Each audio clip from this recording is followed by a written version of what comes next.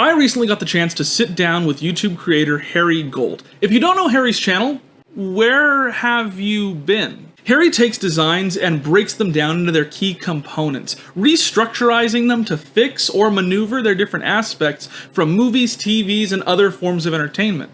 While doing so, he throws on this old-timey feel that gives his channel this unique quality.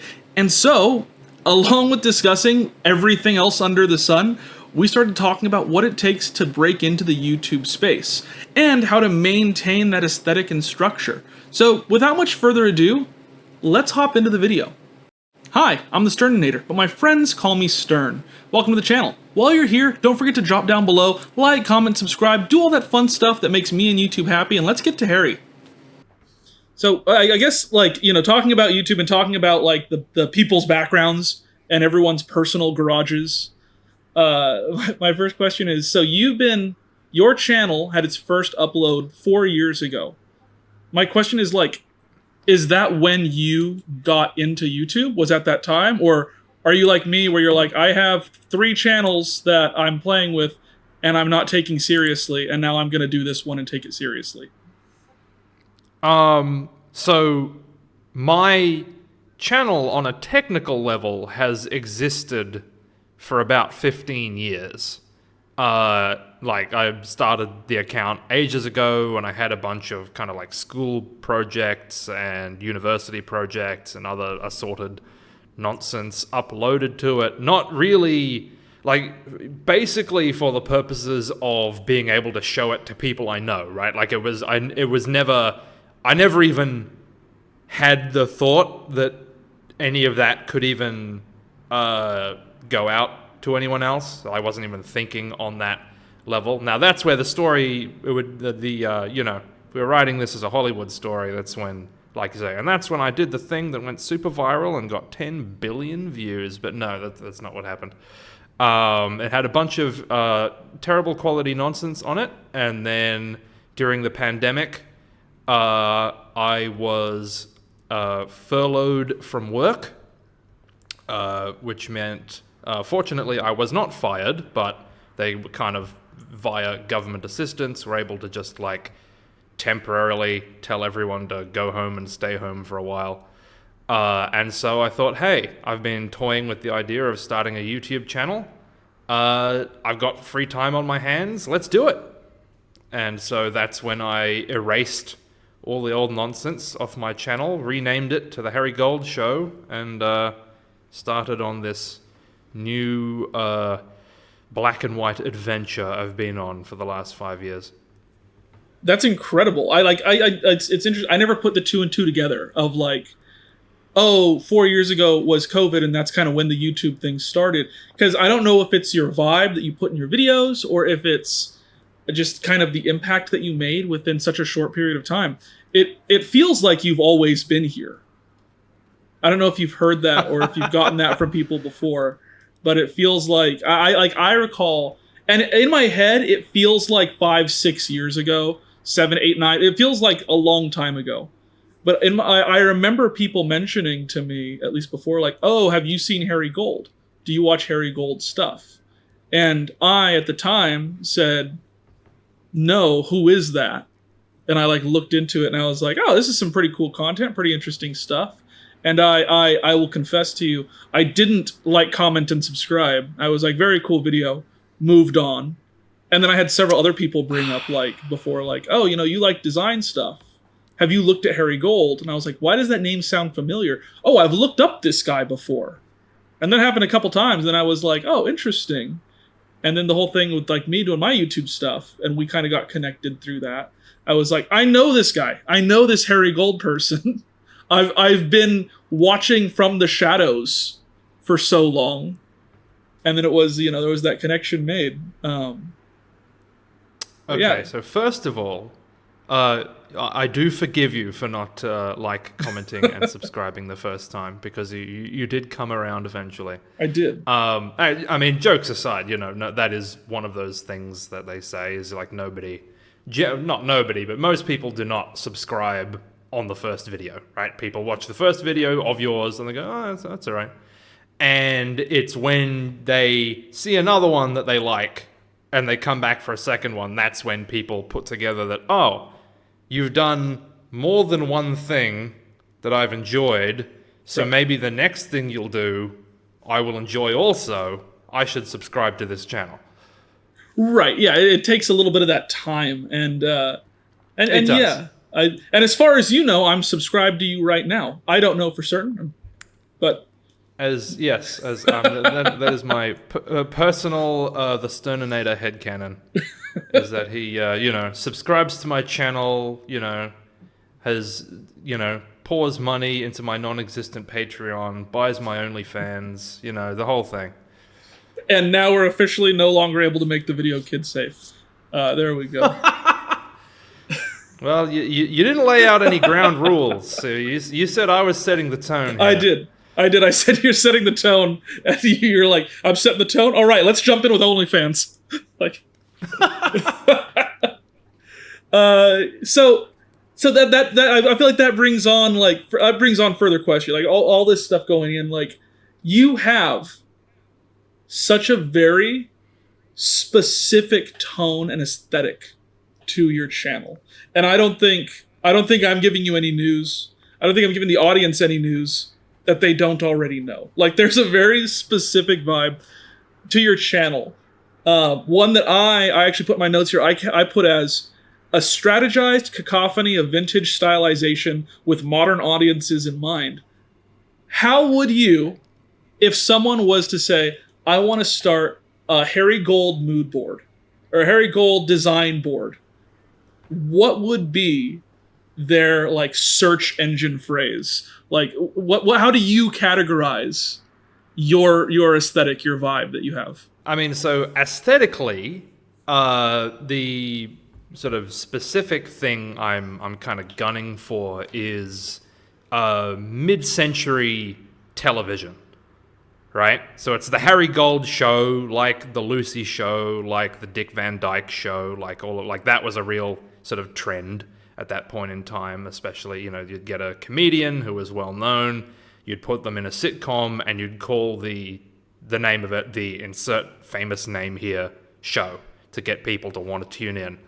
And so the whole thing is sort of, it's a little bit variety show, it's a little bit talk show. Those are all kind of influences on at least my side of the presentation, Mr. Black and White guy in the 4x3 box. Not actually 4x3, I should point out. It's Academy. That's it's slightly off 4x3. That was the standard back in those days. The standard aspect ratio for, So film, it wasn't. film and So you're television. saying it wasn't 4x3. It was something close called Academy. It Or was you're something. saying Academy was the name of the was what they called it. okay. And yeah, it was not quite 4x3. Like it's very close to 4x3, but it's slightly off the ratio, and that's the ratio my show is in. Outside of the funny gray man, the rest of my show is also kind of pulling from graphic design from around that period. Like if most of my videos have a sort of a graphic element to them as well.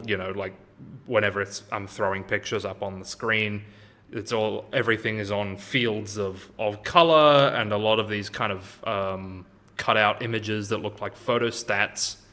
So that's all drawing on like a lot of graphic design in that period of time made use of like cut out black and white photographs on colored backgrounds, and it's sort of drawing on like the kind of old intro sequences you'd see in films of that period. It's sort of those are kind of the influences I was going for there. Saul Bass is one guy that did that sort of stuff back then. So my question is, what drew you? So what drew you to this aesthetic? it's such a specific vibe, such a specific niche for the look. Whereas I feel like everyone else is going for that ultra I'm a gamer type of look. You went almost the exact opposite direction, and I feel like it's worked for you very successfully. So what drew you to that aesthetic, if I can ask? Oh yeah. Well, it's sort of a few things. Um, I mean, one thing, one part of it is that it's something I was already interested in, as you could probably have guessed. Like people often, like I'll see comments saying like, "Oh, I wonder how much time does he put into putting that costume together?" And I'm like, I have some unfortunate news for you. That's just how I dress, right? I did it the other way around. I fit the show to me rather than dressing up for the show, right? I already like to dress that way, so I thought I might as well make that a feature rather than a bug. Um, but it's just for a long time. It's just something I've just been interested in old movies, in sort of older clothing styles. I am not a big fan of t-shirts and jeans. I always thought I look really lame in those kind of clothes, whereas the sort of the more old-fashioned way of dressing, I just feel better. I feel I look better like that. And beyond that, just the other aesthetics of that period. I'm just a big fan of graphic design from that period, of animation from that period. It's just I've just always been drawn to the aesthetics of that kind of 1940s, 1950s, 1960s period there in the middle of the 20th century. That is crazy insightful because I feel like so much of that, these other like these YouTube celebrities and stuff, they people want to follow that, and so it's like, well, what should I make my channel? Well, I'll look at so and so, or I'll look at this person or that person who's really big and popular, and I'll try and follow that. I mean, I'm not gonna lie, I look at other PokeTubers and I'm like, oh, that's a really interesting thing that they did. I want to do something similar. Oh yeah, well, I don't mean to come down on, like, obviously, like, pretty much every person who's ever gone onto YouTube, myself included, has looked at someone else that they think is cool and entertaining and does great stuff, and they're like, oh, I want to do great stuff like that, right? I think that's obviously completely natural, and in my case, there's all sorts of different channels that have influenced, the kind of stuff I want to make. But yeah, at the same time, it's been a big part of the way I've thought about it, that I also I want to have a unique look and a unique feel that does not just seem interchangeable with anyone else on the platform, if I can help it. Right. Oh, I don't think let me rephrase. I don't think there's anything wrong with looking and saying like, "Oh, I love what they're doing. I'm going to be inspired by that."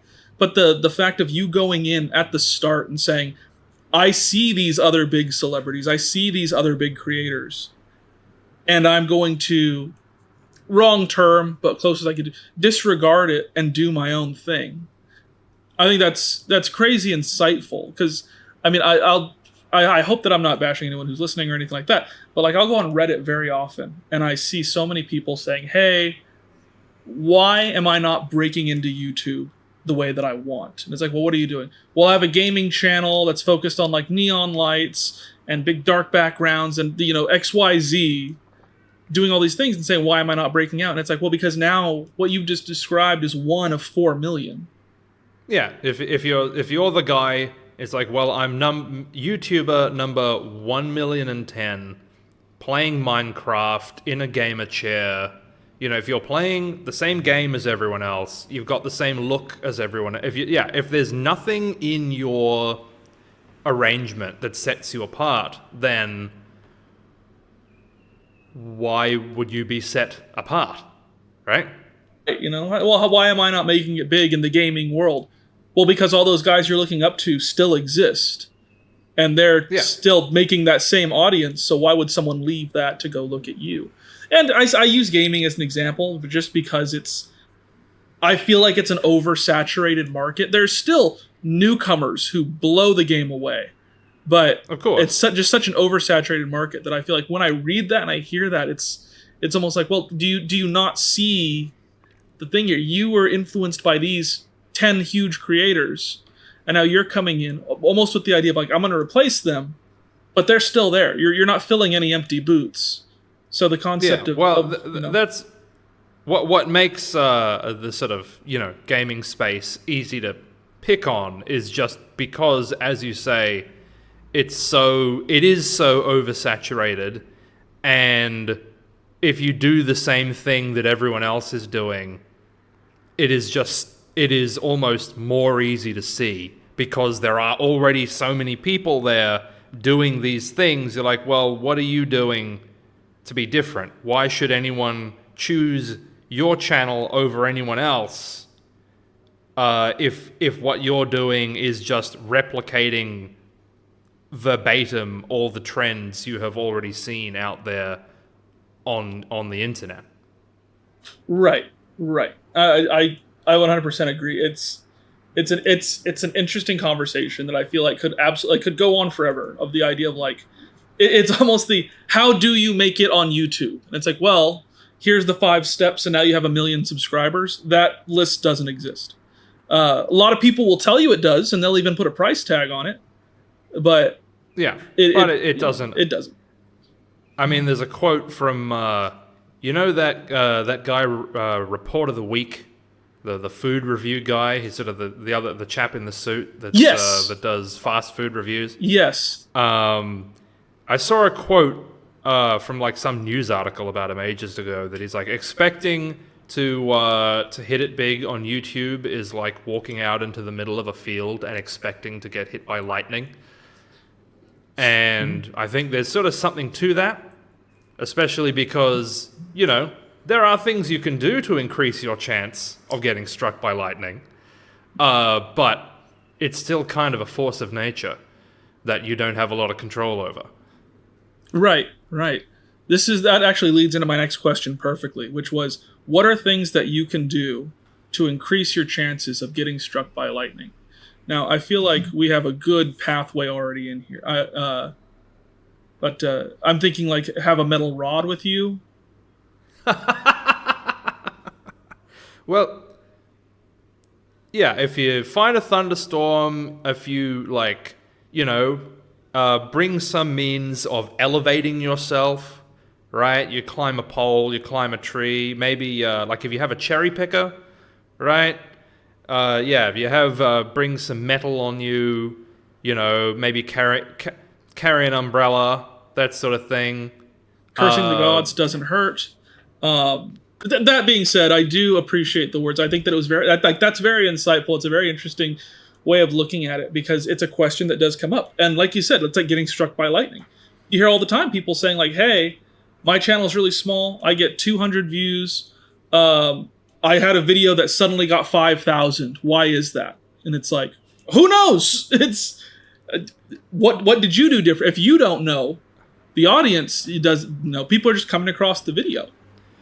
Yeah, well, it's like it's one of those things where there's a degree of luck, but there is also a degree of making your own luck, right? Because, I mean, you can never guarantee yourself success when you're relying on both an audience and an algorithm, right? You're relying on hundreds or thousands or millions of other people to either want to watch or not want to watch your stuff. But at the same time, I do see a lot of channels, when I see a lot of smaller channels and I look at, the videos they've got, and I can't help but think, why would anyone want to click on this? And I don't mean that in a mean way. It's just kind of like, even if they're doing a good job of what they're doing, if it's not something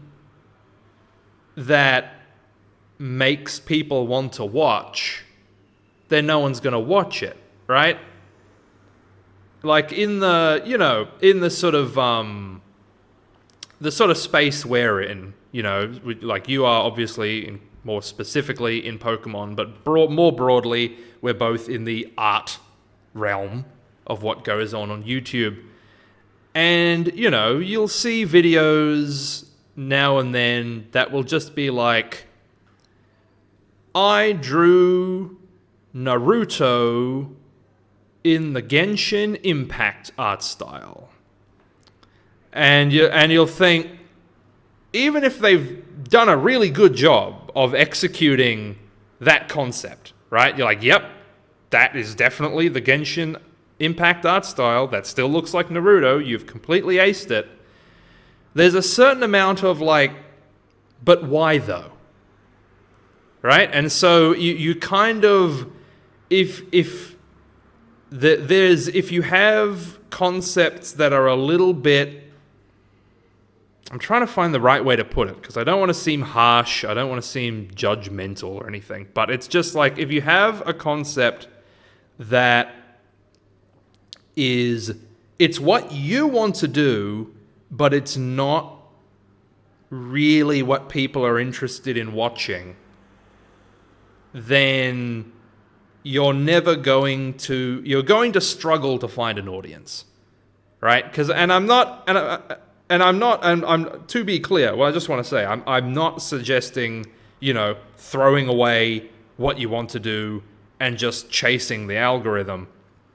But it's a matter of finding the intersection of what you want to do and what people want to watch. That's basically the way you can find, that is your best chance at succeeding on YouTube, is find where does what I'm interested and what I like and what I want to make cross over with what people will actually want to watch and click on YouTube.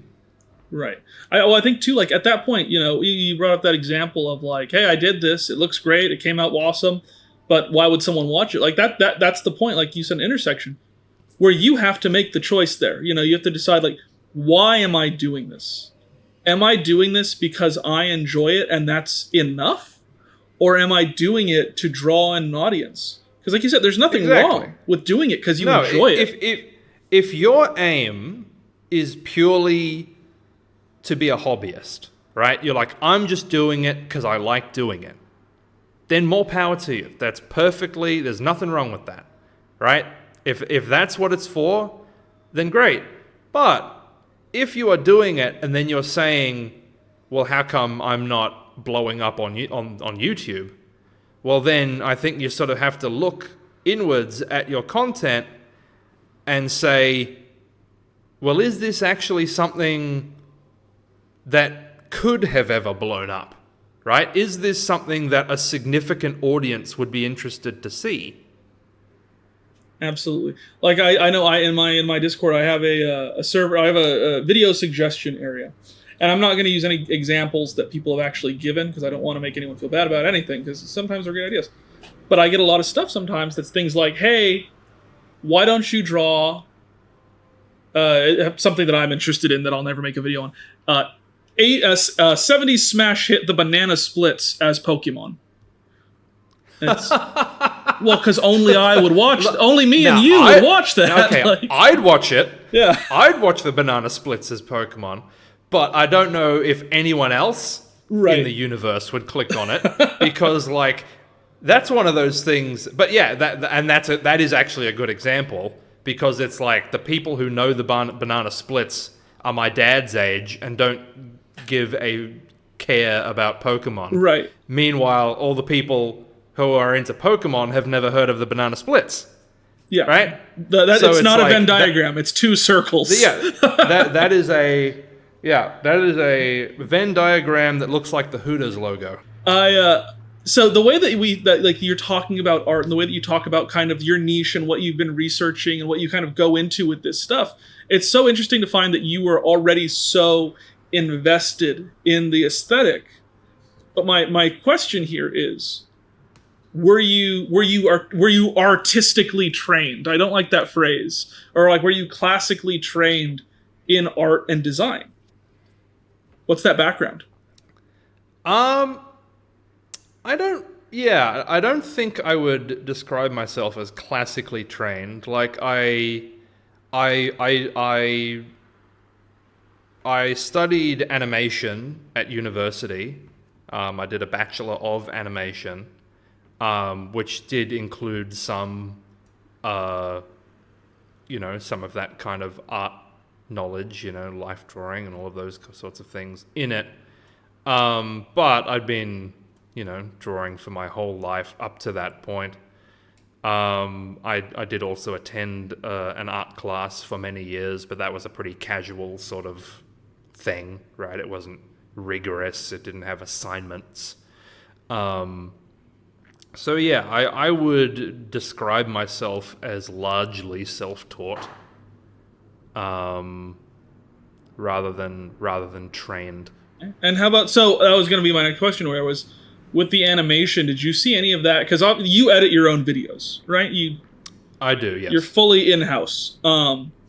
Did you see any of that animation technique follow over into the video editing world? I imagine there's some, but I'm just curious how much of that follow over happened there. Um, I suppose, yeah, there is a little. Like most of the editing, like because I had also in the high school I attended actually had a film and television class that you could do in the final year. So I did that, and that's when I first learnt to use Adobe Premiere. Um, and so there was also some of that came up during university, and then subsequently also during my job prior to starting my YouTube channel. So that's sort of more where the editing knowledge came from. Is from, yeah, did learn it both in education and use the software professionally prior to starting a YouTube channel. So you've kind of always been somewhat in this world, it sounds like. I don't want to diminish in any way, so correct me if I'm wrong, but I don't want to diminish the growth and the effort that you put in. But it sounds like, because there is a lot of effort that goes into just living in this world like that, that you've been in this video world the whole time. I say it because I'm jealous. I've always been interested, like it has always been my intention one way or another to be in the creative industry, right? Like I said, I went to university to be an animator, and that is what I am by trade now. I still do work professionally as an animator and as a storyboard artist and as a concept designer. And yeah, I was a freelance illustrator all through university. I did a lot of work for the Australian edition of Mad Magazine, if you've ever heard of that publication. It's a for anyone in the audience who is not familiar, it's a long-running humor magazine that was still sort of exists now, but it's kind of on life support. But it ran in more or less the same format for the better part of 70 years, and I did a bunch of work for it, which was a large part of where there's a lot of the DNA of my channel comes from the stuff I did for Mad Magazine. Like, I mean, there are a couple of the YouTube videos I've made were actually originally ideas I had for articles in Mad Magazine that I ended up turning into YouTube content instead. That is incredible, because now that you mention it, yeah, as a person who I've always been interested in that type of world, that type of, like, I brought up the banana splits not 10 minutes ago, so you know kind of where my brain is. But that is so interesting, because now that you mention it, once you bring it up in that capacity, I think, like, yeah, I see a ton of Mad Magazine inspiration, obviously with your own flair, your own twist on it. But that is incredible. That, like, even looking at your little puppet, which we haven't addressed to the audience. We're just pretending like this is a perfectly normal thing. Yes. That just happens. Like even in that, I can see a little bit of the. Oh, I promise you, I know his name. The guy's name on the cover of Mad Magazine. What's his name? I mean, I know what it is. Am I giving you time to guess, or am I telling you the answer? Give me a hint. Give me his initials. First initial A. He has 3 initials. There's Yes, has he that does. for a hint. I'm not gonna get it. I'm not gonna get it in time. It's Alfred E. Newman. Alfred is E. the name Newman. of Yeah. the name of the Mad Magazine character. Okay. Can you He's tell the us? mascot Do you for a know long any time. secrets about Alfred E. Newman that you should tell us? What his likes and dislikes are, since you have this background? I never once in my life thought that I would talk to someone who worked on Mad Magazine. Like, No, unfortunately, as someone who worked for the Australian edition rather than the main edition in the States, I'm not privy to all the trade secrets that Warner Brothers would probably have me shot for divulging. I'm not disappointed. I'm just, Just angry. yeah. To quote my father, I'm not disappointed. I'm just so angry. Yeah. Oh my gosh, that's so funny. Like that, not my 2025 bingo card, but it makes a ton of sense. Like where your Well, 'cause- background is.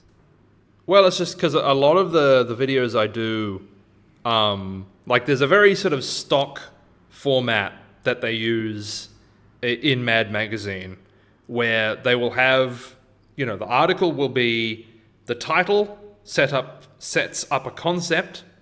Off the top of my head, what's an example?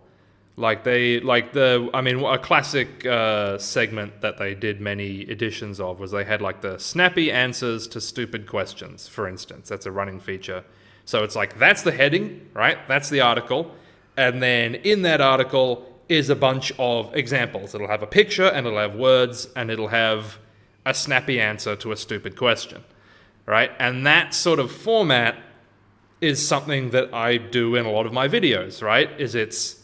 And I mean, a lot of, there are YouTube videos that kind of follow that function to some degree anyway, but it's, set up an idea like, I did Pokemon regional forms. Actually, yeah, that was one that started its life as a Mad Magazine idea. I was going to pitch to them when Pokemon announced that they were doing regional forms, right? Back in the Alola region. I was going to pitch to them doing a Pokemon-themed article about regional forms from places in the real world, right? And they're all going to be gag Pokemon. Right, like we had a Torchic from Kentucky that looked like it had been Kentucky Fried, right? And the one that actually the idea I had that inspired the whole thing that was perhaps a little edgy, but it did end up in the video was I was going to do a Voltorb slightly rearranged. So that instead of cut into, Voltorb is cut into 2 colored halves, right? I was going to split it into 3 colored, like the top, the bottom, and a space in the middle, so that it looked like, those black masks that the ISIS guys wear. Yeah, I'm aware. Those kind. Well, those kind of ninja hood things that they always wear, so you just have the slit for their eyes. So I was going to make it look like that with the black on top, the black underneath, and just a slit for its eyes, and then it blows itself up, right, like an ISIS person. Right, I get you. So that was the original gag idea that I was going to sort of pitch to them, is do that kind of thing, and I never ended up pitching the idea to them. I can't remember if it was just because I thought better of it, or if the magazine stopped printing new material around that time. But I did end up making that into a video, and so that's how the video was just a moving picture version of that same idea. It's the title tells you what the premise is, and then the structure of the video is, here is a picture of a joke Pokemon and a little bit of, gag text to go with it over and over again, and that's the video. That's hilarious. How did that Voltorb perform in the YouTube algorithm?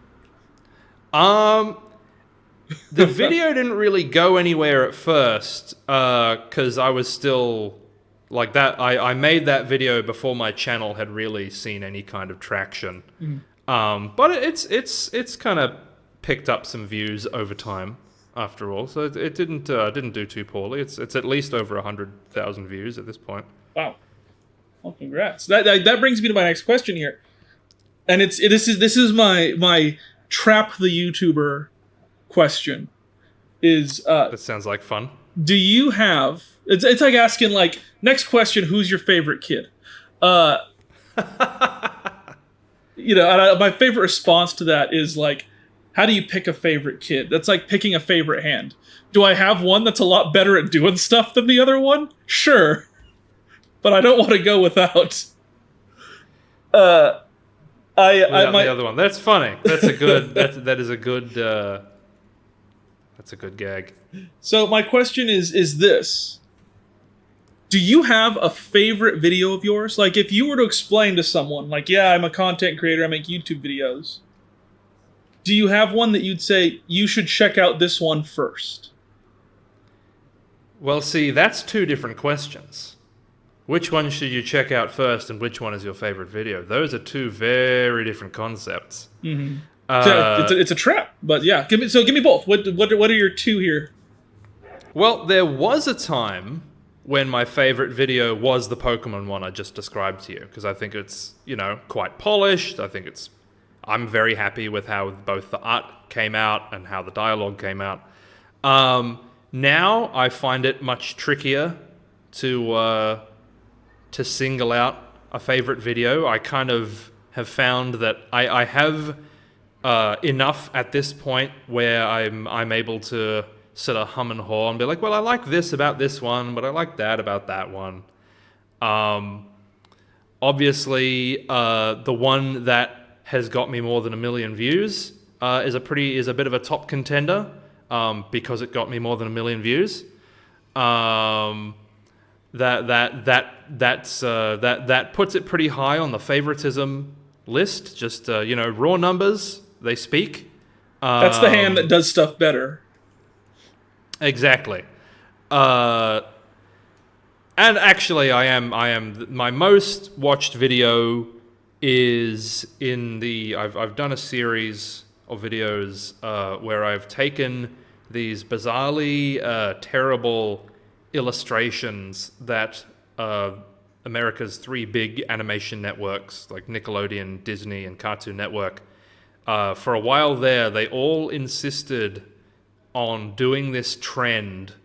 I don't know why, I don't know where it came from, but they all insisted on doing these sort of graphics they'd put out where it would be like, oh, here's SpongeBob in 9 of our other cartoon art styles. And without fail, all 3 of those networks would do like a 7th grade job every time of all of them. And it's kind of remarkable, actually. Just like some of them are actually so bad, like so like low level, that you just think like, how did this even they are so bad that a layman should be able to look at it and say, no, that's actually a really bad drawing, right?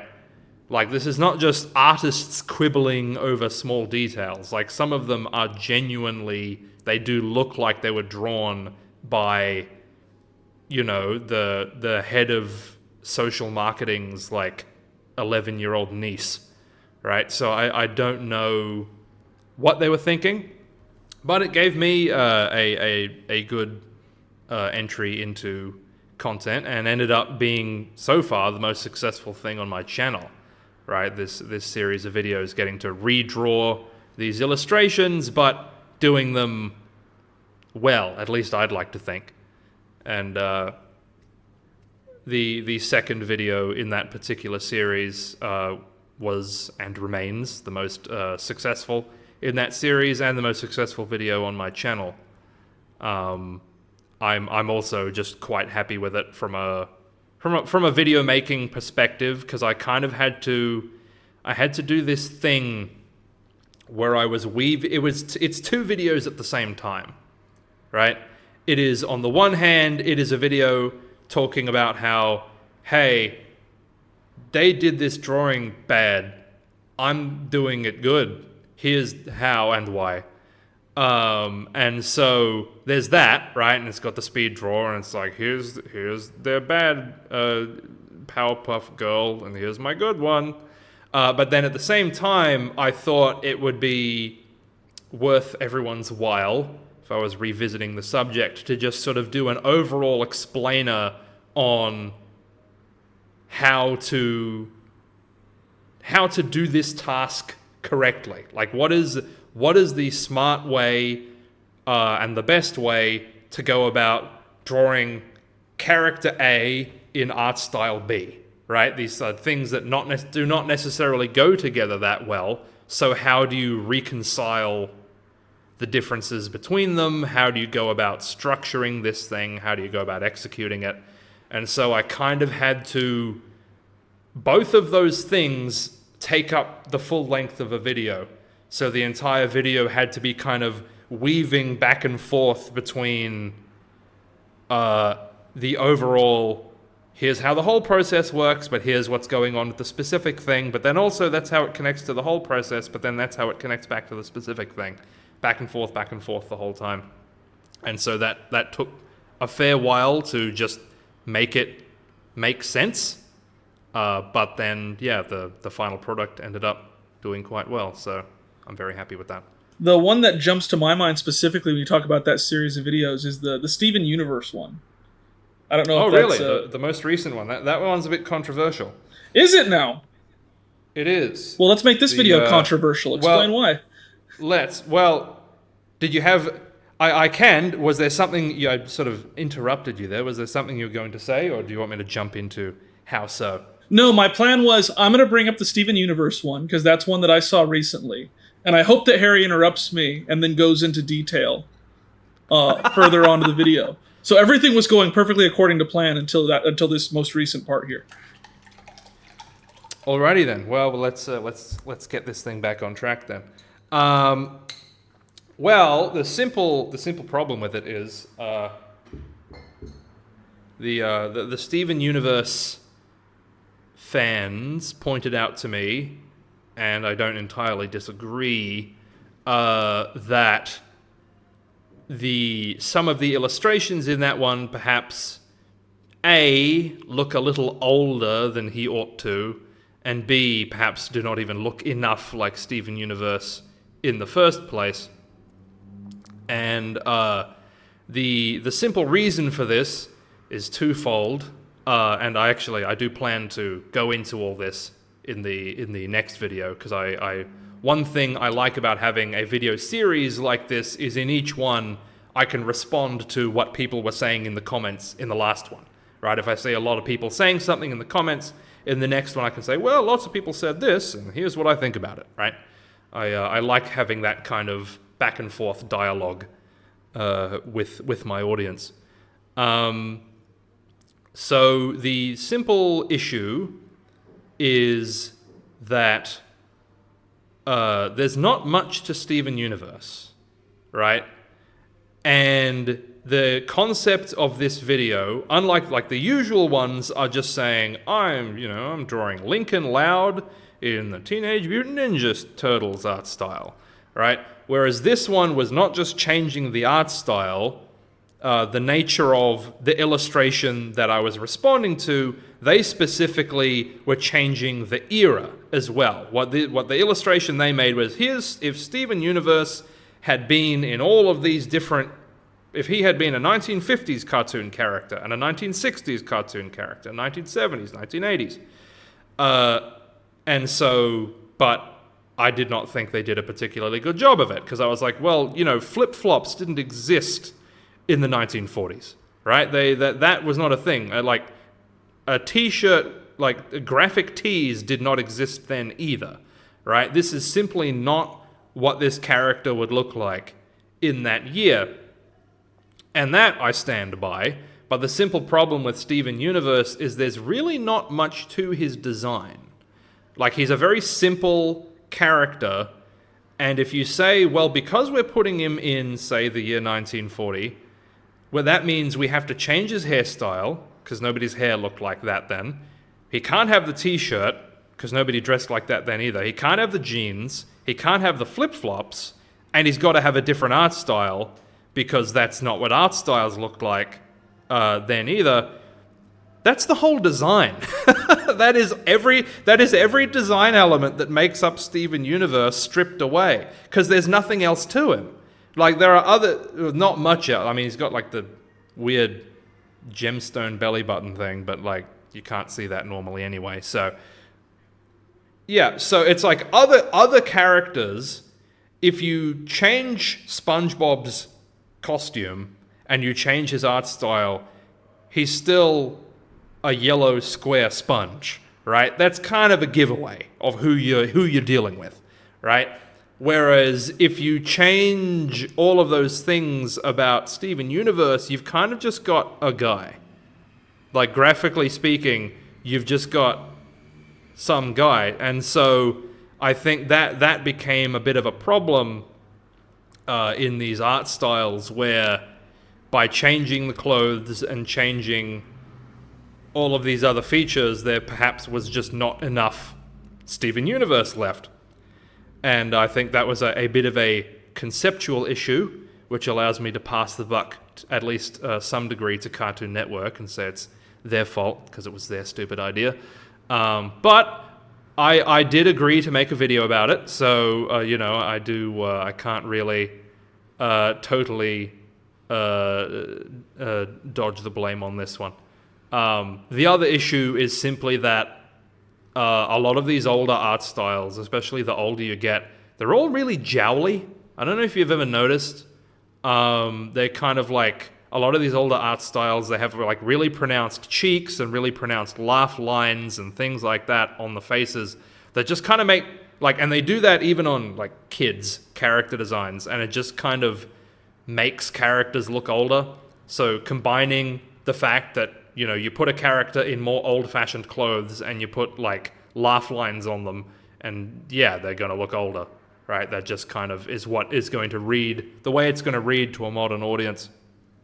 So the Steven Universe fans looked at all that, and they weren't terribly pleased. Well, yeah, there's some aspects in there, ultimately, Steven Universe, and we're just using this as the example here, is a character that could only exist in modern cartoons. Like, his whole vibe, his whole look, his whole design, he has that CalArt style that's very simplified, and there's nothing wrong with that, but it's very simplified. And I think the thing is, too, if you take a simplified character like that, and you throw them in the fashion of, like, we're going to give them long pants and suspenders, they look older, because that's what my grandpa wears. So I get where the structure comes there. And yeah, in those old Hanna-Barbera cartoons, I think of like Johnny Quest. Characters laugh, and suddenly they have the lines on their face that show that their cheeks are raised. And obviously, Steven Universe is a heavier character. That's the point of the character there. And so when you do that, and when you have the cheeks kind of more pronounced in that way, we as an audience perceive that as wrinkles or deepened facial crevices. Yes. The other thing I forgot is, just to make matters worse, Steven Universe has a really receded hairline.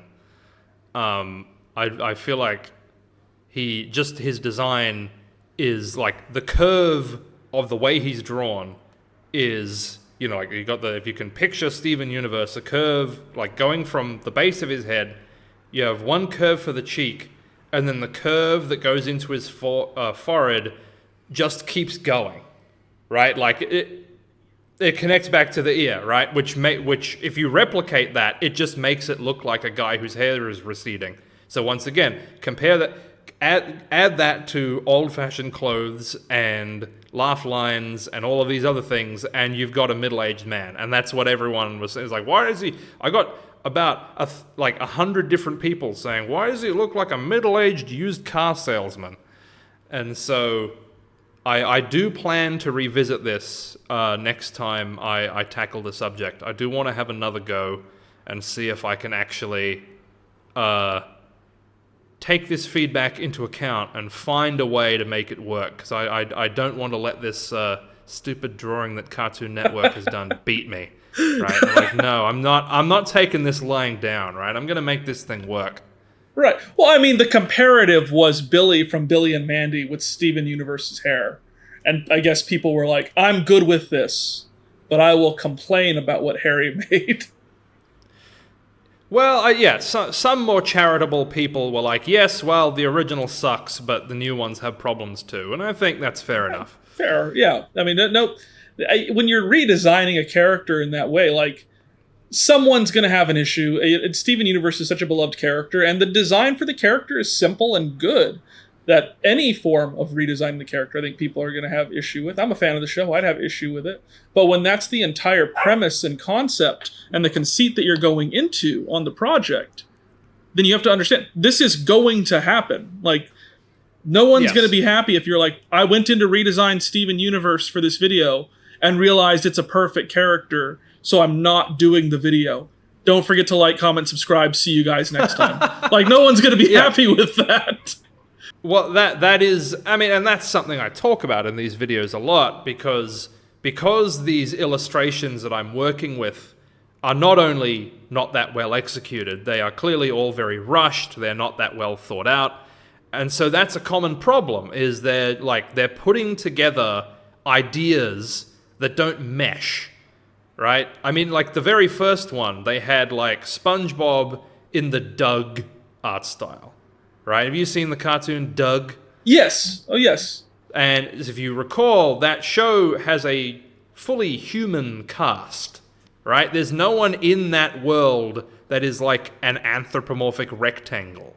Right? So it's like, how do you even transpose SpongeBob into that environment and have it still fit, right? Like, how do you make him look like a Doug character when nothing in Doug even remotely resembles what SpongeBob looks like, right? If you try to meet in the middle, you just end up in this bizarre place that it's like, well, it doesn't really look like SpongeBob anymore, but it still doesn't look like something you'll see in Doug either.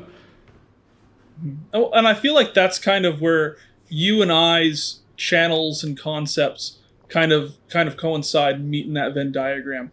And I hope that that's not an insult to you, where it's like, no, not at all. I say, we're the same, and you're like, how dare you, you know? But, like, we both work on, like, let's mash up this and this. I just work with one more solidified than the other. But yes, I think that... And now and then, you'll do a video, and I'll think, oh, I wish I'd thought of that one first. Oh, really? Yeah. Like, the one that I came across for yours that I'm remembering now, I didn't finish it, and I'm pissed at myself because I loved it and I stopped because I had to go and do something. Was your movie monsters as how they were initially described? Oh yes, yes. I as a person, I love Universal monsters, and I love specifically like Mary Shelley's Frankenstein.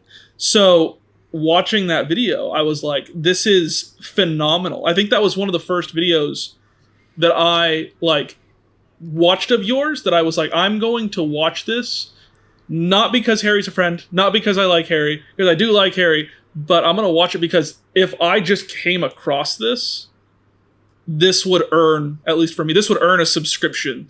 Yeah, and whatever gold or lack thereof that's worth. And I was like, I'm going to watch it.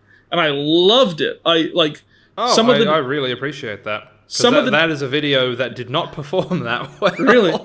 Well, like, some of the designs, like, I looked and I was like, this Dracula looks weird and off-putting. But I thought, and that's kind of the point, isn't it? Like, we're so used to, like... if you read the book, he is described as a weird, off-putting guy. Yeah. Like, you just look at him immediately, like, the guy doesn't know he's a vampire yet, but he meets this Dracula guy, and he's like, there's something wrong with this guy. Yeah. Right? Yeah. He's kind of everything about him is weird, right? His skin is weird, his eyes are weird, there's something weird about the way he's got these giant freaking fangs sticking out of his mouth. Right, like, something isn't hitting me quite right about this. Yeah, something's off.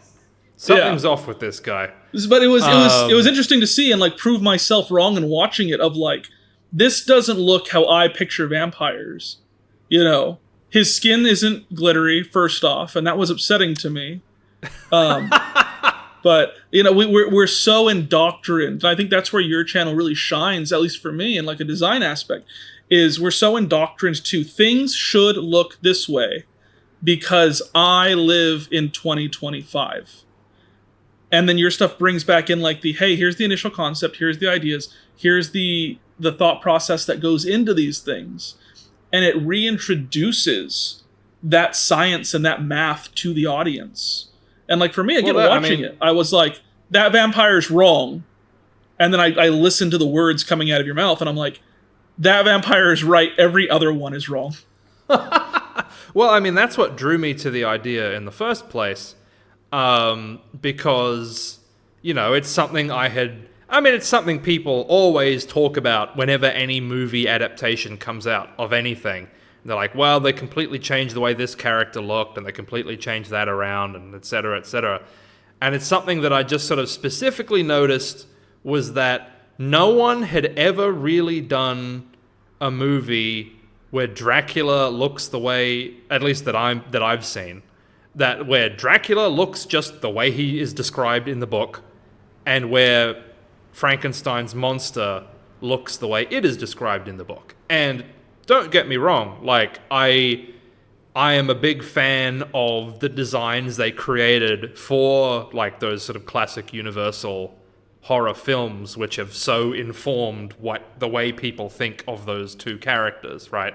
The way people think of a vampire design is still incredibly rooted in, you know, a 1930s film that most people, especially our age, have never seen, probably don't even know exists, right? But they still, the way they think of Dracula sounding, the way they think of Dracula dressing, the way they think of Dracula looking is still all rooted in that. Like, I mean, the Hotel Transylvania version of Dracula borrows a lot from the way they did up Bela Lugosi. I was going to say, it's not Basil Karloff in that one. It's not Basil Karloff. It's not Karloff. It's like the only one he's he was not. Frankenstein's monster. Yeah.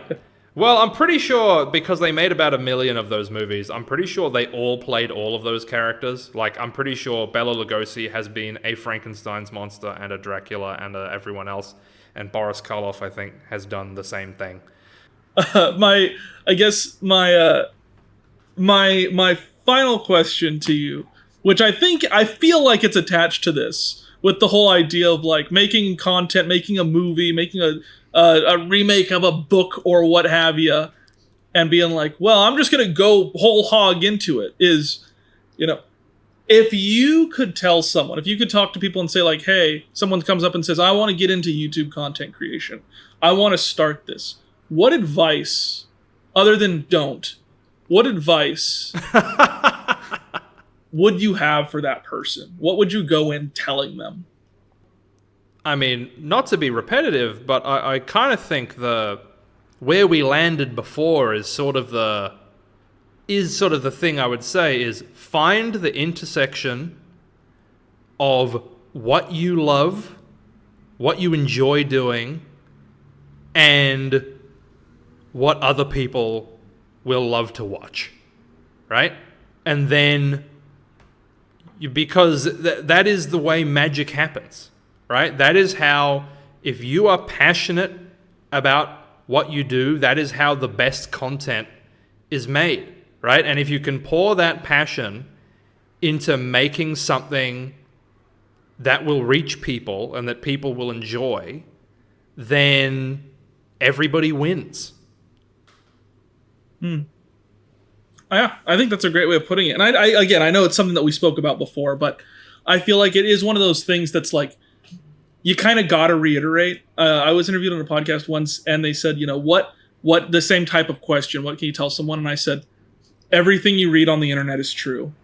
I was like, Okay, and I was like what I mean by that is when you're getting into content creation and you see those lists of like, well, make sure that you have a consistent schedule or upload at regular intervals, even if it's not on the same day every time.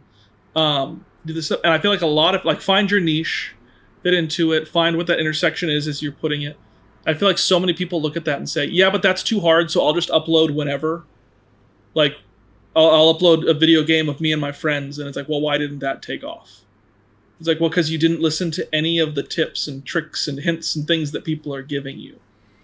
Right? I mean, you do make an excellent point, because it's like when you're sort of already knee deep in this stuff, you see those kind of lists and you're like, yawn, right? Like, yeah, I know that already. But you do real, like, it is important to remember that, like, the reason there are hundreds of thousands, maybe millions of people uploading to YouTube who aren't taking off is, largely because they're not doing those things that sort of seem kind of obvious and oft repeated and cliched, right? But there is something to all of those things, right? It's like, okay, yeah, you need an interesting title. You need a title that people will say, oh yeah, I'm interested to know what that's about. You need a thumbnail that does the same thing. You need a thumbnail that makes people look at and go, oh, I want to know what that's about, right? Because if you don't have that, if you don't have a thumbnail or a title that is going to interest anyone, you could have the best YouTube video that anyone has ever made, right? But if nobody clicks on it in the first place, it can't get anywhere. It's impossible. Like, that is how the system works. You need to see the thing, be interested in it, and then click on it to see what it's all about. That is the process. So if you don't engage with that first step, then you're totally shooting yourself in the foot. Yeah. Well, it's a process, Some people will go in and say like, well, I made this video and it's really good, but I hate thumbnails, so I'm going to make just a crappy thumbnail real quick, throw it up. It's like, well, then no one's going to click your video. Oh, but it's a really good video. Exactly. And no one's going to know. Like, it's... Yeah, and I mean, because that's something I've struggled with any number of times myself, I'm sure other people have also, is that, like, I have an idea that I think is an idea that will make an entertaining video, but I just cannot find a way to package it in a clickable way, right? In a way that has a title and thumbnail that will interest people. And I've got, plenty of my videos, especially my older ones, I heard, when I was still figuring out what I was doing and what I wanted the channel to be, that happened a lot where I had these videos where it's like, well, because my thought in my head was like, well, if people would just give it a chance, right, they'd find that they're actually enjoying the video. But you kind of have to, it's like, but then you have to look at your own self and say, well, when have I ever done that, right? When have I looked at a video and said, man, that looks like the least likely thing for me to be interested, but let's give it a shot anyway, just in case. Nobody does that. I don't do that.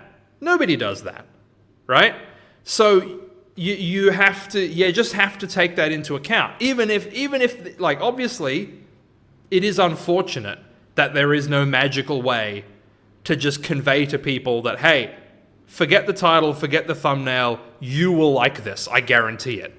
There's no way to do that, unfortunately. All you've got is the title and the thumbnail to convey what your video is and why people should be interested in clicking on it. Yeah. I mean, even people say, like, well, the hashtags. I've watched interviews with YouTube, like, algorithm guys, people who work at YouTube, and they're like, that flat out, hashtags don't mean diddly. They're like, we have algorithms that go in and look at the thumbnail and look at the title, and that's how stuff's going to get found. Your hashtags are... You're saying, which ocean do you want to throw this pebble into? Exactly. Well, because as far as I know, like, I believe you can... If you click on a hashtag, you can see other videos that have used the same hashtag, right? That is a thing that can be done the same way it can be done on Twitter. The problem is, nobody does that. I have never once been like, let's see all the videos that have done hashtag Pokemon. Nobody does that. if they're interested in Pokemon, they just search Pokemon, right, in the search bar and see what comes up, right? But most people, I think, probably don't even, like, I mean, there is a degree of searching, but I have never used the search bar to discover new creators. Like, I use the search bar to be like, oh, there's a song like, if I already know the thing I'm looking for, or at least the kind of, like, within a very narrow parameter, like, it's okay. Even if I don't know, say, the specific creator, it's like, oh, I want to know, I want to see some footage from this game that I've just heard about, and I'm curious to know what it's about. And so you look it up, and you see, oh, okay, so this has been played by, I've never heard of this guy, but I'll check out the video, right? There are that, and that can work to a degree. Like, I ended up subscribing to Markiplier because, like, years and years and years ago, I was like, what's this Five Nights at Freddy's game I keep hearing about? And so I looked it up. I looked up the Five Nights at Freddy's wiki, and I'm like, this seems kind of interesting. What's the deal? And so then I went and searched Five Nights at Freddy's on YouTube, and I'm like, oh, some guy called Markiplier playing it. I think I've heard that name before. And then I watched it, and I was like, oh, he's pretty funny. I'll watch another video. And then I ended up subscribing. But that is a pretty unusual situation. Like, it can happen, but you can't be relying on it. Like, at least all of my analytics have ever shown most people that ever click on any of my videos have done it because it's popped up on their front page or on their recommended bar next to another video that they've watched, right? Most people, it's kind of all of these other things that people try to kind of game the system through these funny, they're like, oh, but it ends up, it's like a magic talisman, right? They're just kind of hoping, well, if I just put this magic word on my video, maybe that will make it succeed. Like, well, that's slightly different. Maybe there are some magic words in video titles. That's a slightly different animal. But even then, it's like there are, there is no true, like, if there was a magic word, everyone would use it, and then everyone would be on equal footing, and that would destroy the point of having a magic word in the first place anyway, right? Like, if it's like, oh, every video that has Pikachu in the title gets 1 million views, well, then everyone is going to start doing that, and then suddenly that's going to upend the ability for that to even happen, because there's like 1 million videos with that, so then it's not going to spread that way. As Jason Lee, as Syndrome in The Incredibles, once said, when everybody's super, no one will be. And, I think exactly. That speaks volumes there. Well, Harry, I first off, I'm going to change the idea that I had for the title, which was Reaction Pikachu Harry Gold, my top 3 big hit points for the video. So it sounds like I've got to change the title. But as you said, I am a Pokemon guy, so I did, as I do with all these videos, number 1, I have a gift for you before we part. But first off, thank you so much for being here, for being our first interviewee. Thank you for having me. It is a great honor. Anytime. It's been a ton of fun. I love talking design. I love talking just character and video background type of stuff. And I think you're a great human being for that. And I think a lot of people look for that type of content when trying to break into this place. And so I'm hoping that this video and these types of videos really speak to that type of audience and those type of people who are watching. But I have a gift for you. I'm going to send it to you now. I have shown you this already. You have seen this. Well, you didn't have to tell the audience that. I could have put on my best reaction YouTuber response, right? All right, let's do it. Let's do a new take. Okay, here we go. Harry, I'm sending you something over Discord. Go ahead and take a look. Oh my God! I can't believe you've done this. Yeah. I do this for all my people who come on. You get a special Pokemon card of you. But being that I already showed you this one, Harry, I did go ahead and make a second for you. Oh, really? just just so that I can say I have a new gift for you, something fun and special. To say thank you for being on. Thank you for being a that's part great. of this video. I love that.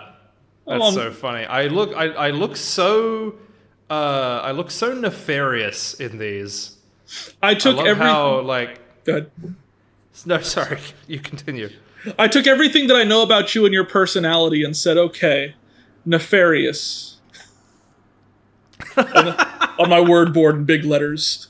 Yeah, I look like someone that you should not be friends with in these pictures. I look like I'd be a liability to anyone who knows me, which may be true. Well, like we said with Steven Universe in design limitation, when it's like, what do I know of Harry? He's mean to me a lot on Discord. And his stuff is all black and white with that orange, and black and white and orange tends to strike itself with a very certain hue to the image, but I'm hoping you enjoy, I'm hoping you like, I'm hoping that it makes it worth it for you to pop in on this video today. I know I had a ton of fun. I hope you had a ton of fun. I hope our audience had a ton of fun. I hope you don't mind that I think I just ended up talking about old books for about 1 million years. No. Somewhere, but I did very much enjoy that conversation. Yeah. I hope your audience will enjoy it too. Hopefully it's one of many that we can have. Thank you so much for these cards too. That's absolutely fantastic work. Oh, no worries, man. Well, you can find Harry. I'll have all of his stuff down below. And probably flashing across your screen at some point throughout the video here, multiple points throughout the... Look, here it is now. It's all around me. Go ahead and click one. Don't forget to like, comment, subscribe. Go ahead. No, sorry, I don't mean to interrupt your call to action. I just wanted to point out in this card something I really like. I love the tint in the shadow in the second one that just, it makes it look like it's not a black and white photograph, but just a gray man that is actually physically gray and has these colors, like, you know, being bounced onto him by the ambient light. I find that very amusing. As far as I'm aware, that's not, like you say, like, oh, this isn't a trick, this is how I dress. As far as I'm aware, that's not editing. You just look grainy and black and white. So, you know, art imitates life or something like that. So, indeed. But thank you guys for being here. Don't forget to like, comment, subscribe, do all that fun stuff. Visit Harry's stuff. It's phenomenal. It's a lot better than what I'm putting out. Check out his... Oh, don't say that. Check out his monster video. It's really, really good. He says it's the lowest performing video. I really love it. Go and check it out. Go just destroy that algorithm. And yeah. I'll do the last bit of the buys and stuff recorded later, but I'm going to stop recording here. Alrighty. Unless you have something to say. Do you have something you want to say to people? I was just going to say thank you to Stern's audience for having me. And, no, I got nothing. Never mind. I thought I had something, but it went nowhere.